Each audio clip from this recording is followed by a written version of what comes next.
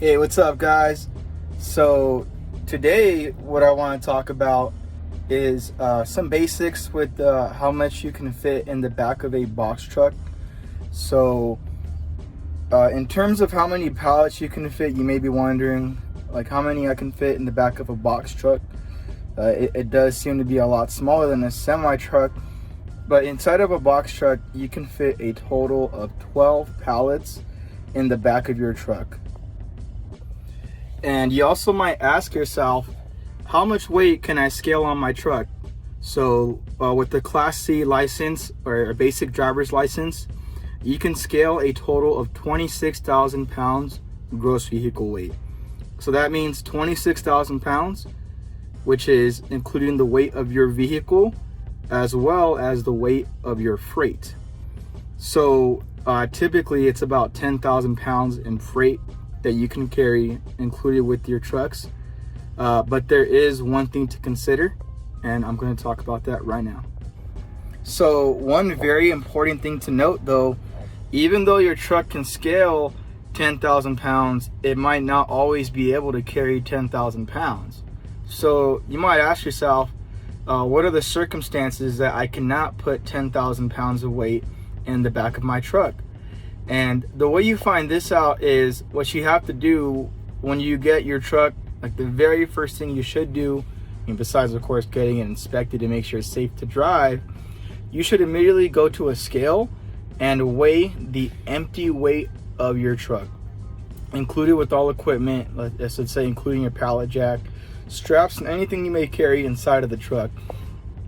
So I've had trucks that weighed empty 13,000 pounds, and I've driven trucks that weighed empty 17,000 pounds. So let's just say if the empty weight of your truck is 17,000 pounds and the maximum weight you can carry or gross weight you can drive with as a Class C driver is 26,000 pounds, that means that your freight can't be any more than 9,000 pounds, because 17,000 pounds plus 9,000 pounds is already 26,000 pounds. If you put 10,000 pounds in a truck that weighs 17,000 pounds, you're going to be at gross vehicle weight of 27,000. So when you pass by a scale house and they get your weight, you're going to be in violation for being over the weight you can carry legally.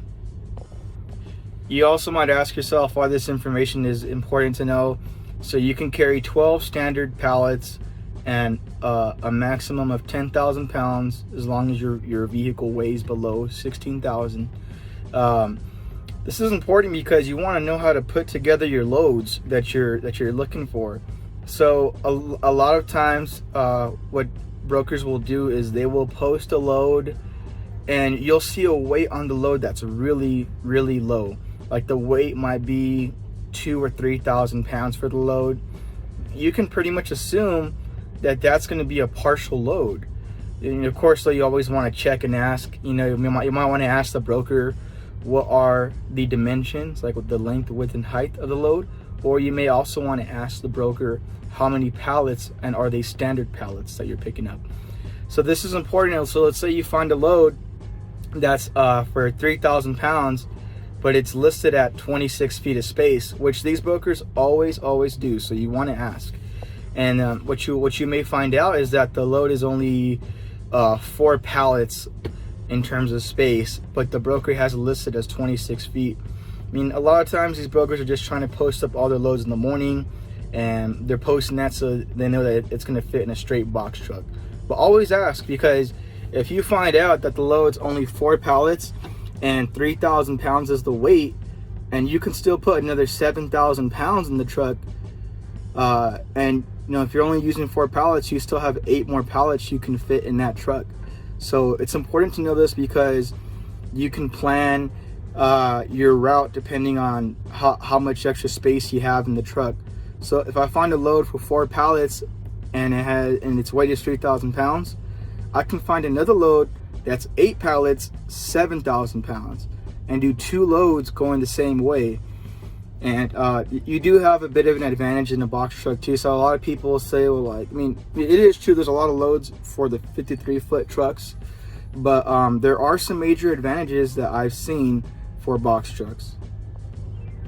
So one of the major advantages that you do have in the box truck that a lot of semi trucks do not have is a lift gate service. So lift gates are very important because sometimes you're going to pick up from a facility that does not have dock doors, and they need you to ship large items that you can usually roll on or use your pallet jack to get onto your trailer. This immediately puts a lot of semi trucks out of the market for that load, and it gives you an advantage because they'll pay a specialized rate for a box truck, which means you get paid a little more to do that load. Another thing too that I've noticed that you have an advantage over the semis is if it's a pickup or a delivery in a really tight area. So one time I got a really good paying load for I believe it was for let me think here, I don't remember exactly who it was for, but I got a load that was a specialized straight box truck load. And I noticed that when I got to the facility, it was even hard for me to fit in there with my straight truck. And then I realized, okay, this is why I'm getting paid almost as much as a semi truck driver on this load, because that broker or or the customer who's shipping it out knows that there's not enough space for a semi truck, that they're going to need a box truck to ship that load. So it's considered a specialized load, because it's not easy to just get a box truck. You know, there's tons of semis that they can call, but in terms of box trucks, we're a little bit more scarce, you know. So you do have an advantage in that aspect when the pickup or delivery place is in a really small area that only your truck can fit. So yeah, guys, that's pretty much it.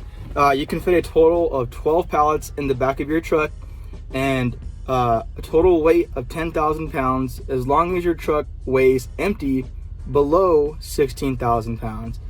So please, you guys, if you found this useful, go ahead and like this video and subscribe to my channel.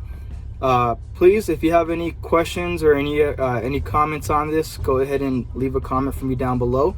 I'd be more than glad to get back to you. Thank you guys, and please stay safe out there, guys, and enjoy the hustle.